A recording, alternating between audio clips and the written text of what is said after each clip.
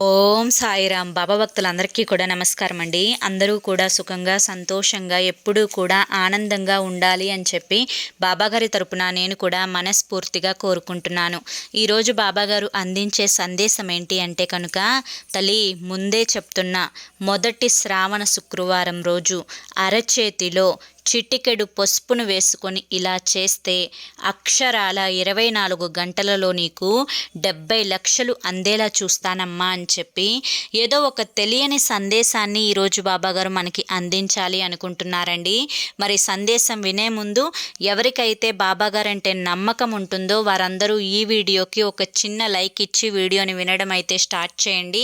అంతేకాకుండా కింద కామెంట్ సెక్షన్లో ఓం సాయిరామ్ అని చెప్పి టైప్ చేయడం కూడా అస్సలు మర్చిపోవద్దు. ఇక చాలామంది కూడా గురువుగారి గురించి అడుగుతున్నారండి. అక్క, ఎన్నో రకాల సమస్యలతో మేము ఇబ్బంది పడుతున్నాము, మీకు తెలిసిన గురువుగారి నెంబర్ చెప్పండి అక్క అని చెప్పి అడుగుతున్నారు. శ్రీ షిరిడి సాయిబాబా ఆశీస్సులతో జ్యోతిష్యం చెప్పబడును. గురూజీ శివరామరాజు గారు. Phone number 9959422552. మీరు ఇప్పటి వరకు ఎన్నో చోట్ల జ్యోతిష్యం అనేది చెప్పించుకొని విసిగిపోయి ఉంటారు. మీరు కోరుకున్న మార్పులు అనేవి మీ జీవితాలలో జరిగి ఉండకపోవచ్చు. కనుక మీ సమస్యలు ఏవైనా కానివ్వండి, మీరు కోరుకున్న మార్పులు మీ జీవితాలలో జరగాలి అనుకుంటే కనుక ఖచ్చితంగా నమ్మకంతో ఒక్కసారి గురువుగారిని కాంటాక్ట్ అవ్వండి. మీ సమస్యలకు తగిన పూజలు చేసి గురువుగారు ఆ సమస్యకు వెంటనే పరిష్కారాన్ని చూపిస్తారు. ప్రేమ, పెళ్లి, ఉద్యోగం, రాజకీయం, సంతానం లేక ఇబ్బంది పడుతున్న, భార్యాభర్తల మధ్య గొడవలున్నా, అప్పుల సమస్యలున్నా, ఇలా ఎటువంటి సమస్యలకైనా కానీ దానికి తగిన పూజలు చేసి గురువుగారు వెంటనే పరిష్కారాన్ని చూపిస్తారు. గురువుగారు చెప్పింది చెప్పినట్లు జరుగుతుంది. ఇక బాబాగారి యొక్క సందేశం విషయానికి వస్తే, తల్లి, ఇప్పుడు నువ్వు ఎన్నో రోజుల నుంచి ఎదురు చూస్తున్న శ్రావణ మాసం అయితే ఆరంభం కాబోతోంది. కనుక నేను నీకు ముందుగానే చెప్తున్నాను. ఎందుకంటే ఒక తండ్రి తన బిడ్డ యొక్క బాగోగులు చూసుకోవడం కోసం ఎంతగా ఆరాటపడతాడో అది నీకు తెలియని విషయం కాదు.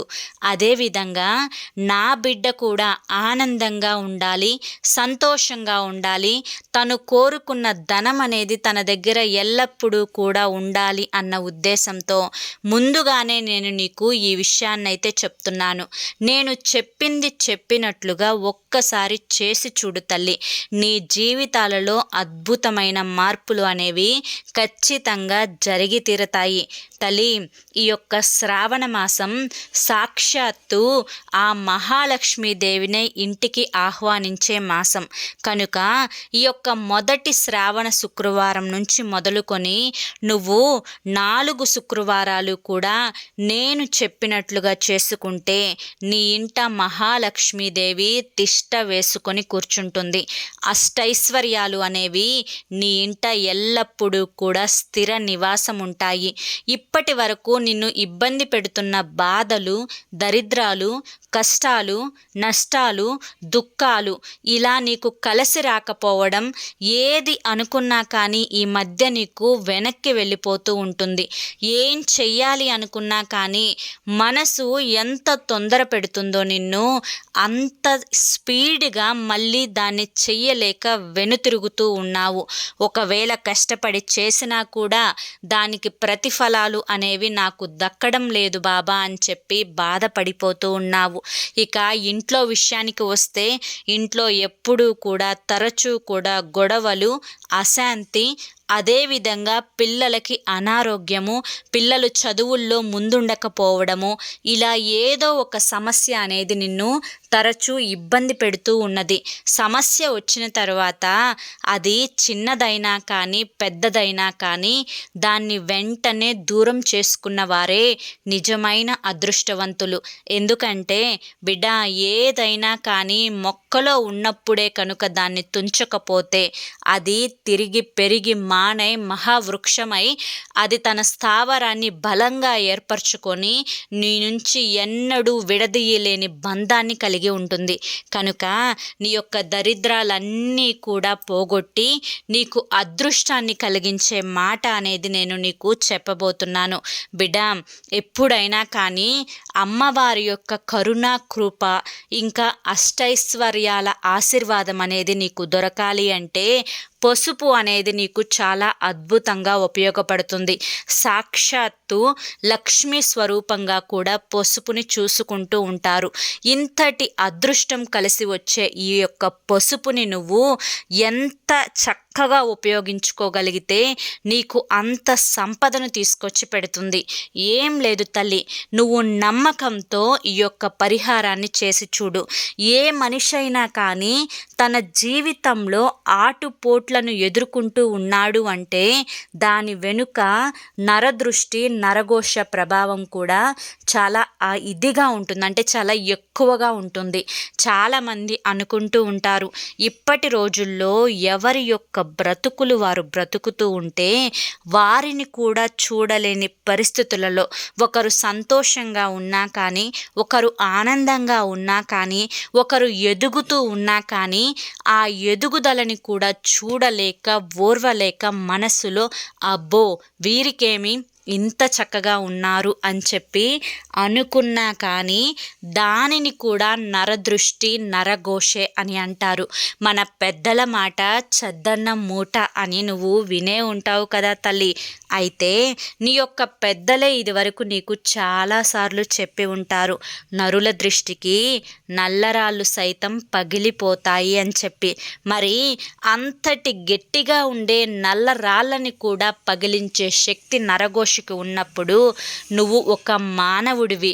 నిన్ను పాడు చేయడం ఆ నరదృష్టికి చిటికెలో పని.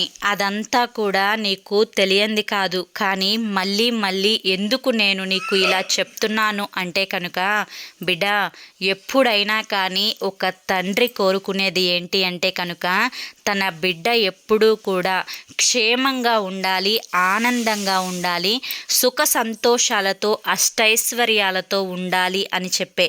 కనుక నీవు చేయాల్సిందల్లా కూడా ఏంటి అంటే ఎప్పుడైతే శ్రావణ మాసం అనేది మొదలవుతుందో ఆ యొక్క శ్రావణ మాసం మొదలైనప్పటి నుంచి కూడా నీ ఇంటి గడపలకు చక్కగా నువ్వు పసుపును రాసి కుంకుమ బొట్లు పెట్టాలి. ముఖ్యంగా నీవు ఆ గడపలకి రాసిన మిగిలిన పసుపు ఏదైతే ఉంటుందో ఆ పసుపు ముద్దను నువ్వు అరచేతిలో వేసుకొని ఆ యొక్క పసుపు ముద్దలు రెండు అరచేతులలో చక్కగా గోరుంటాకు ఎలా అయితే నువ్వు పెట్టుకుంటావో అరచేయి మొత్తానికి కూడా పసుపు అయ్యేటట్లుగా పూసుకొని ఆ యొక్క అరచేతి పసుపు ముద్రని నీ యొక్క ప్రధాన గుమ్మం యొక్క కుడి చేతి వైపు ఉన్న గోడకి ఆ యొక్క అరచేతి ముద్రలను నువ్వు పసుపుతో తాకించాలి. ఈ విధంగా వేసుకున్న తరువాత దాని మీద నువ్వు ఎటువంటి కుంకుమ బొట్లు పెట్టాల్సిన అవసరం లేదు. ఈ యొక్క రెండు అరచేతి ముద్రలను ఆ యొక్క నీ ప్రధాన గుమ్మం గోడకి ఎప్పుడూ కూడా, అంటే వర్షం వల్ల కానీ లేదా ఈ యొక్క గాలి వల్ల కానీ ఆ పసుపు ముద్రలు అనేవి తొలగిపోయినప్పుడు మళ్ళీ అరచేతిలో చక్కగా పసుపుని వేసుకొని తడి ముద్దలాగా చేసుకొని అరచేయి అంతా కూడా పసుపుని పూసుకొని ఆ యొక్క పసుపు ముద్ర అరచేతి ముద్ర గోడ మీద పెట్టాలి. ఈ విధంగా ఎవరి ఇంటి ప్రధాన గుమ్మం దగ్గర, అంటే ప్రధాన ద్వారం, ఆరు బయట ప్రధాన గుమ్మం అంటే ఇక్కడ చాలా మందికి కూడా ఒక చిన్న అనుమానం రావచ్చు, అది ఇంటి యొక్క ప్రధాన గడప దగ్గర ఉన్న తలుపుకా అని చెప్పి అడుగుతూ ఉంటారు. అక్కడ డోర్కి కాదు, మీ ఇంటి యొక్క మెయిన్ గేటు ఏదైతే ఉంటుందో ఆరు బయట మీకు అక్కడ ఒక గోడ ఉంటుంది కాబట్టి, ఆ మెయిన్ గేటుకి ఒక గోడ ఉంటుంది కాబట్టి ఆ గేటుకి మీరు ఇంట్లో నుంచి లోపలికి వెళ్ళేటప్పుడు కుడి చేతి భాగాన ఉన్న గోడకి మీ యొక్క అరచేతి ముద్రలు పసుపుతో వేయాలి అని గుర్తుంచుకోండి. ఈ విధంగా ఆ యొక్క పసుపు ముద్రలు గోడకి ఉన్నంత కాలము కూడా మీ ఇంట్లో ఎటువంటి నరఘోష, నరదృష్టి, దృష్టి దోషాలు అనేవి ఆ ఇంటి గుమ్మంలోకి కూడా అడుగు పెట్టవు అని గుర్తుంచుకోండి. ఈ విధంగా పసుపు ముద్రలు ఉన్న ఇంట్లోకి లక్ష్మీదేవి అనేది ఎప్పుడూ కూడా అడుగు పెట్టడానికి సందేహించదు అని గుర్తుంచుకోండి. ఆ ఇంట్లో నుంచి బయటకి వెళ్ళేటప్పుడు, మళ్ళీ తిరిగి ఇంట్లోకి వచ్చేటప్పుడు ఆ యొక్క పసుపు ముద్రలని కనుక చూసి వచ్చినట్లయితే కనుక ఆ వ్యక్తి మీద ఉండే నరదృష్టి, నరఘోష అనేది పూర్తిగా వెళ్ళిపోతుంది అని చెప్పి గుర్తుంచుకోండి. అంతేకాకుండా ఇంట్లో నెగిటివ్ ఎనర్జీ ఏదైతే ఉంటుందో ఆ నెగిటివ్ ఎనర్జీ అనేది పూర్తిగా దూరం అయిపోయి ఆ ఇంట్లో ఎప్పుడూ కూడా పాజిటివ్ వైబ్స్ అనేవి వస్తూ ఉంటాయి. ఇంట్లో మనిషికి నలతగా ఉన్నా కానీ, ఆరోగ్యం సరిగా బాగోలేకుండా ఉన్నా కానీ ఇవన్నీ కూడా నరదృష్టి ప్రభావం వల్ల మాత్రమే జరుగుతాయి. ఎప్పుడైతే ఆ యొక్క ఇంటికి ఈ అరచేతి ముద్రలు, పసుపుతో వేసిన ముద్రలు ఉంటాయో ఆ ఇంట్లో ఉండే వ్యక్తులకు ఎప్పుడూ కూడా ఆరోగ్యం అనేది చాలా చక్కగా ఉంటుంది అని చెప్పి గుర్తుంచుకోండి. అంతేకాకుండా ఆ ఇంట్లో వచ్చిన వారికి కానీ, ఆ ఇంట్లో ఉన్న వారికి కానీ చాలా మనసు అనేది ప్రశాంతంగా ఉంటుంది అని గుర్తుంచుకోండి. బిడ్డ, ఎప్పుడైనా కానీ, ఏదైనా కానీ ఒకటి కలిసి రావాలి అంటే ముఖ్యంగా మనం చేసే పనుల మీదనే ఆధారపడి ఉంటుంది. నీకు ధనం అనేది అవసరం అని చెప్పి నాకు బాగా తెలుసు తల్లి. నువ్వు ఎంత ధనమైతే కావాలి అని చెప్పి కోరుకుంటూ ఉన్నావో, నీకు ధనం సంపాదించే తెలివితేటలు ఉన్నా కానీ, నేను ఇదివరకు నీకు చాలాసార్లు చెప్పాను, గుమ్మడికాయంత తెలివితేటలు నీ యొక్క మెదడులో ఉన్నా కానీ ఆవగింజంత అదృష్టం నీ దగ్గర ఉంటేనే నువ్వు అనుకున్న పనులన్నీ కూడా సక్రమంగా జరుగుతాయి. నువ్వు ఏది చేయాలి అనుకున్నా కానీ అది చక్కగా నెరవేరుతుంది. ధనం అనేది నీ దగ్గర స్థిర నివాసం అనేది ఉంటుంది. ఆ యొక్క ఆవగింజంత అదృష్టాన్ని తెచ్చిపెట్టే ఈ యొక్క పసుపు మార్గాన్ని మాత్రం నువ్వు తప్పకుండా ఉపయోగించుకొని చక్కటి ఐశ్వర్యవంతుడివి అవ్వాలి అని చెప్పి నేను మనస్ఫూర్తిగా నిన్ను ఆశీర్వదిస్తున్నాను తల్లి అని చెప్పి ఈరోజు బాబాగారు మనకి చాలా చక్కటి సందేశాన్ని అందించారండి. మరి బాబాగారు అందించిన ఈ సందేశం మీ అందరికీ కూడా నచ్చింది అనుకుంటున్నాను. నచ్చింది అనిపిస్తే చూసి వెళ్ళే వాళ్ళు తప్పకుండా ఒక చిన్న లైక్ ఇవ్వండి.